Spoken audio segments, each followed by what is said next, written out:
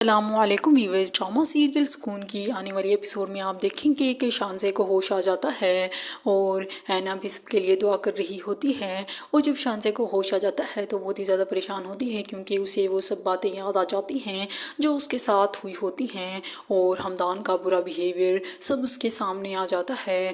اور پھر وہ اپنے ابو سے یہی بات کہتی ہے کہ ہے ابو، آپ نے مجھے کیوں بچایا، آپ نے مجھے مر جانے ہی دیا ہوتا۔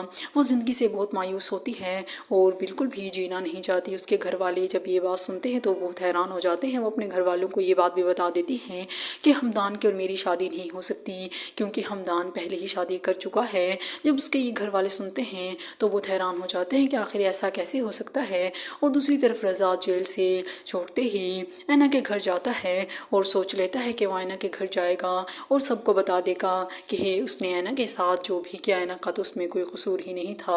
اور دوسری طرف حمدان بھی یہ بات اینا سے کہتا ہے کہ وہ آخر کب تک دوسرے لوگوں کا دل رکھے۔ اور دوسری طرف عثمان کی امی آئمہ کے ابو کے پاس آتی ہیں اور کہتی ہیں کہ جو کچھ بھی ہوا ہے اسے سدھارنے کے لیے آپ کا زندہ رہنا ضروری ہے۔ تو پھر آئمہ کا ابو کہتا ہے کہ اتنی جلدی میں مرنے والا نہیں ہوں کیونکہ میرے اتنے اچھے نصیب نہیں ہیں اور تمہیں اس بات کی فکر کرنے کی بھی کوئی ضرورت نہیں ہے۔